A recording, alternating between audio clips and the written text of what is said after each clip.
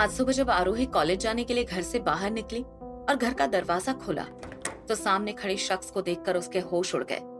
सामने वही नीली आंखों वाले आदित्य सर खड़े थे।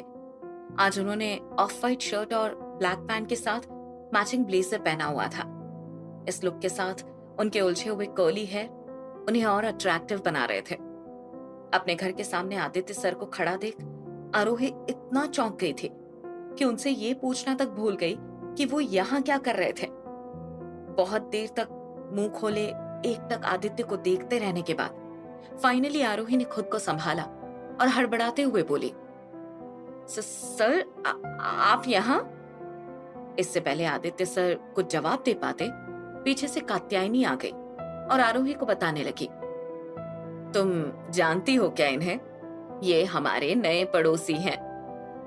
अरे कल ही तो शिफ्ट हुए हैं, कात्यायनी ने आगे कहा।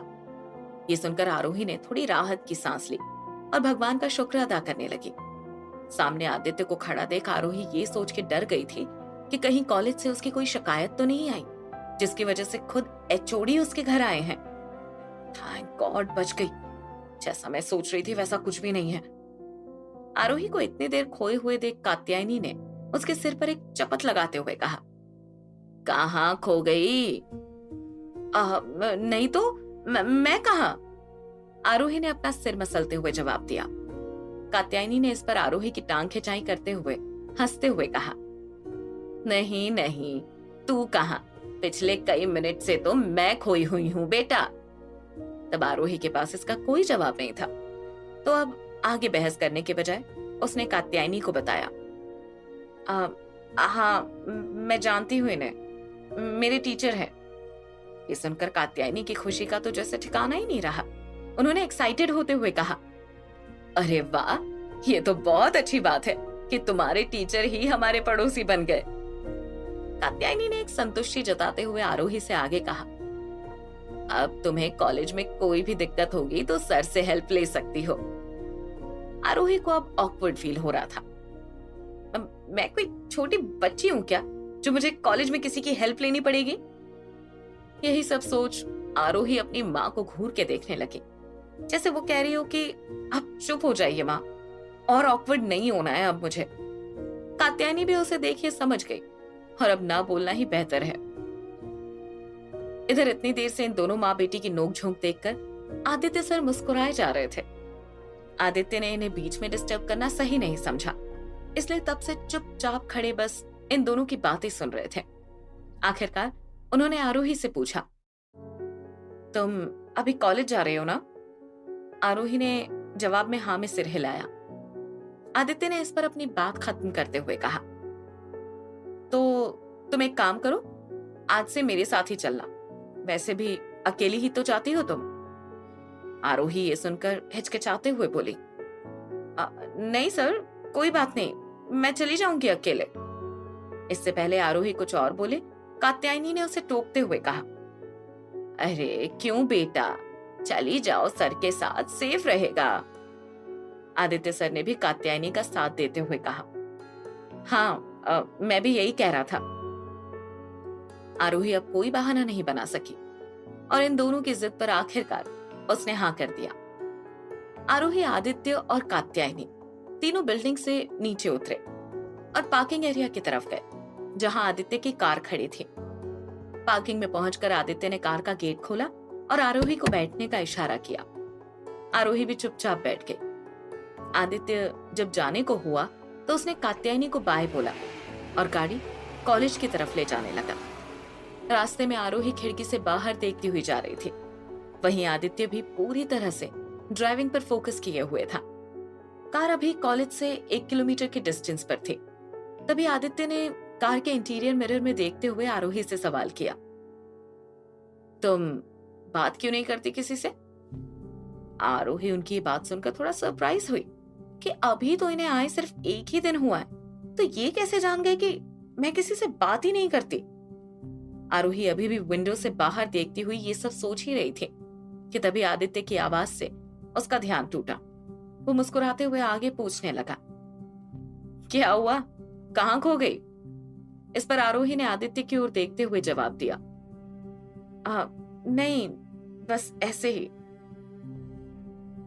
आरोही ये बोल ही रही थी कि सामने पड़ी एक चीज पर उसकी नजर गई। ये देख आरोही के पैरों तले जमीन खिसक गई। दरअसल आदित्य की कार में भी वैसा ही A+ का साइन वाला एक लॉकेट लगा हुआ था, जैसे निशान उस आदमी के सिर पर था और आरोही के स्कार्फ पर भी। आदित्य की कार में ये लॉकेट देख आरोही की धड़कनें अचानक से बढ़ गई। घबराहट और डर से इस वक्त आरोही का दिल इतनी तेजी से धड़क रहा था कि मानो अभी सीने से निकलकर बाहर आ जाएगा।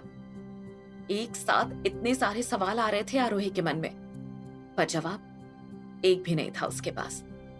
आरोही आदित्य सर की तरफ गौर से देखने लगी और सोचने लगी कि आखिर इनका इस सब से क्या कनेक्शन है। वो कैसे अचानक से कॉलेज आए और उसके पड़ोस में भी। क्या उस आदमी की मौत से उनका कोई वास्ता था, या ये सेम साइन का लॉकेट उनके पास होना भी बस कोई इत्तेफाक था। इतने सारे सवाल, तू पागल हो जाएगी आरोही, ऐसे ही चलता रहा तो। कंट्रोल आरोही, कंट्रोल। आरोही ने झुंझलाते हुए अपने दोनों हाथों से अपना सिर पकड़ते हुए कहा। आरोही को यूं झल्लाते हुए देख आदित्य ने भी परेशान होते हुए फिर से सवाल किया, क्या हुआ तुम्हें? Are you okay? या आई एम गुड। आरोही ने झूठी हंसी हंसते हुए आदित्य के सवाल का जवाब दे दिया।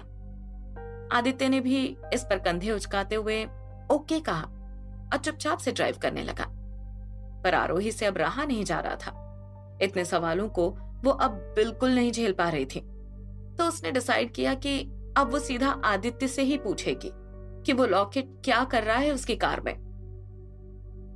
यही सोचते हुए आरोही ने आदित्य की ओर देखकर हिचकिचाते हुए कहा, मैं कुछ पूछ सकती हूँ क्या? इस पर आदित्य ने बड़ी लापरवाही से हाँ में सिर हिलाते हुए कहा, हाँ क्यों नहीं, पूछो। ये लॉकेट कैसा है? आई मीन ये कुछ स्पेशल है या बस लुक के लिए इसे कार में लगाया है आपने? लॉकेट के बारे में सुनते ही आदित्य ने कार को तुरंत ब्रेक लगा दिया। आरोही को आदित्य के ऐसे रिएक्शन की उम्मीद नहीं थी। इस वजह से जब उसने सडनली कार रोकी तो आरोही डर गई। शिट, कहीं कुछ गलत तो नहीं बोल दिया मैंने? आरोही ने घबराते हुए खुद से ही सवाल किया। आदित्य भी अब तक पूरा रिलैक्स होकर पीछे की तरफ मुड़ चुका था। आरोही के फेशियल एक्सप्रेशंस देखकर वो समझ गया था कि आरोही घबराई हुई है। उसे काम करते हुए आदित्य ने आराम से जवाब दिया, ये कोई आम लॉकेट नहीं है, मेरे एंसेस्टर्स की निशानी है। इसे मैं हमेशा अपने साथ रखता हूं ताकि मैं कहीं भी रहूं अपने घर वाली फीलिंग हमेशा आती रहे। आदित्य का यह जवाब सुनकर आरोही के एक दो सवालों का तो जवाब मिल चुका था, पर अभी भी कई ऐसे सवाल थे उसके पास जिनका जवाब जानना बाकी था। आरोही को अभी भी चुप देख आदित्य ने आगे कहा, हो गए तुम्हारे सवाल पूरे या और भी कुछ पूछना है? आरोही ने इस पर ना में सिर हिला दिया तो आदित्य अब वापस से कार ड्राइव करने लगा। कुछ ही देर में वो दोनों कॉलेज के पार्किंग में पहुंच चुके थे। वहां पहुंचते ही कार से उतरकर आरोही अपनी क्लास के लिए निकल गई और आदित्य अपने कामों में लग गया। आरोही आज पहली बार टाइम से कॉलेज पहुंची थी, वरना हर रोज उसे 5 या 10 मिनट लेट होना तो पक्का रहता था। कभी कभी तो पूरे आधे घंटे लेट पहुंचती थी और इसकी वजह से हर रोज क्लास में डांट भी खाती थी। आरोही ये सोच सोचकर खुश हो रही थी कि आज उसे टीचर की डांट नहीं सुननी पड़ेगी। यही सब सोचते हुए वो क्लास में पहुंची। जब आरोही अपनी सीट पर पहुंची तो अपने बैक सीट को खाली देख थोड़ा सरप्राइज हुई। दरअसल उसके पीछे वाली सीट पर हमेशा रेयान बैठता था और वो अक्सर आरोही के साथ ही आता था। आज पहली बार ऐसा हुआ था जब आरोही अकेली क्लास में आई हो और अकेले बैठी हो। आरोही की नजरें अब रेयान को ढूंढने लगी। कुछ ही देर में भागते हुए रेयान ने क्लास में एंट्री की। रेयान को आता देख आरोही को थोड़ा सुकून मिला, वरना वो तो इस ख्याल से ही परेशान हो रही थी कि वो कैसे अकेले बैठेगी आज पूरा दिन। रेयान ने चुपचाप आकर अपनी सीट पर बैग रख दिया और आईब्रोज चढ़ाकर आरोही से सवाल करने लगा, कहां थी तुम आज? बस से नहीं आई? आते ही सवाल पूछना शुरू कर दिया इस लड़के ने। आरोही ने मन ही मन थोड़ा इरिटेट होते हुए कहा। आरोही को ऐसे चुप देख रेयान ने फिर पूछा, क्या हुआ, बोलेगी अब? इस पर आरोही ने सपाट लहजे में जवाब देते हुए कहा, कुछ नहीं, मैं आदित्य सर के साथ आई थी आज, इसलिए तो मैं नहीं मिली। आरोही रोज रेयान के साथ बस से आती जाती थी, तो आज भी रेयान बस स्टैंड पर आरोही का इंतजार कर रहा था। इसी चक्कर में वो भी लेट हो गया था आज। ऐसे में ये जानकर कि वो आदित्य सर के साथ आई थी, रेयान को बहुत तेज गुस्सा आया। फिर भी अपने गुस्से पर काबू पाने की कोशिश करते हुए उसने आरोही से दूसरा सवाल किया, और क्यों आई तुम आदित्य सर के साथ? बस में कोई दिक्कत थी? रेयान ने अपने गुस्से को छिपाने की भले कितनी भी कोशिश की हो, पर उसके चेहरे पर गुस्सा साफ नजर आ रहा था। उसके गुस्से को भांपते हुए आरोही ने उसे कोई जवाब देना जरूरी नहीं समझा और दूसरी तरफ देखने लगी। आरोही का ऐसा बर्ताव देखकर रेयान को और भी ज्यादा गुस्सा आ रहा था, पर उसने खुद पर काबू किया और चुपचाप बैठ गया। शाम के 4 बज चुके थे। कॉलेज से छुट्टी हो गई थी सबकी। आरोही बस स्टैंड पर आकर खड़ी हो गई थी। उसके साथ साथ रेयान भी आ चुका था। दोनों बस का इंतजार कर रहे थे, पर बस के आने में अभी कुछ टाइम बचा था, तो रेयान आरोही से बात करने लगा। वो सुबह के बिहेवियर के लिए सॉरी, थोड़ा सा गुस्सा आ गया था मुझे, कहते हुए रेयान ने मासूम सी शक्ल बनाकर आरोही की ओर देखा। आरोही भी अब तक सुबह का ड्रामा भूल चुकी थी, तो उसने स्माइल करके इट्स ओके बोल दिया और सामने बस का रास्ता देखने लगी। अभी बस के आने में सिर्फ 5 मिनट बचे थे कि आदित्य की चमचमाती हुई कार आरोही के सामने आकर लग गई। आदित्य ने कार का साइड मिरर नीचे किया और आरोही को कार में बैठने का इशारा किया। आरोही को यह सब कुछ ज्यादा ही लग रहा था। सुबह आ गई, अब क्या पूरे टाइम इन्हीं के साथ आना जाना होगा मुझे? इरिटेट होते हुए आरोही ने मन में कहा। पर फिर जब आदित्य बार बार हॉर्न बजाने लगा तो फ्रस्ट्रेट होकर आरोही उसकी कार में जाकर बैठ गई। आरोही के बैठते ही आदित्य ने कार का मिरर ऊपर किया और सनसनाता हुआ वहां से निकल गया। रेयान वहीं पास में खड़ा ये सब देख रहा था और मन ही मन आदित्य को गालियां दे रहा था। समझता क्या है ये अपने आप को, एचओडी है तो कुछ भी करेगा। जल्लाते हुए रेयान ने पास में पड़े पत्थर को जोर से लात मारी। इधर आरोही भी काफी ज्यादा नाराज थी आदित्य की इस हरकत से। उसे ऐसे बस स्टैंड से लाने की क्या जरूरत थी, वो आ जाती ना बस से भी। यही सोचते हुए आरोही ने आदित्य को बिना देखे ही कहा, मैं बस से आ सकती थी, सुबह मम्मा के कहने पर आ गई थी आपके साथ। इसका मतलब ये नहीं हुआ कि मैं हर टाइम आपके साथ ही आऊंगी जाऊंगी।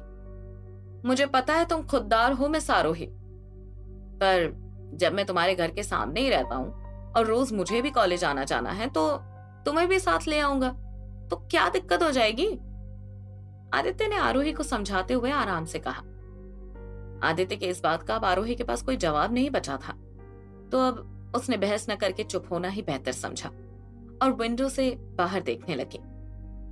आदित्य भी समझ गया कि आरोही को उसकी बात समझ आ गई है, तो उसने भी आगे कुछ नहीं कहा और चुपचाप ड्राइव करने लगा। कुछ 15 मिनट के भीतर ही दोनों अपनी बिल्डिंग में पहुंच चुके थे।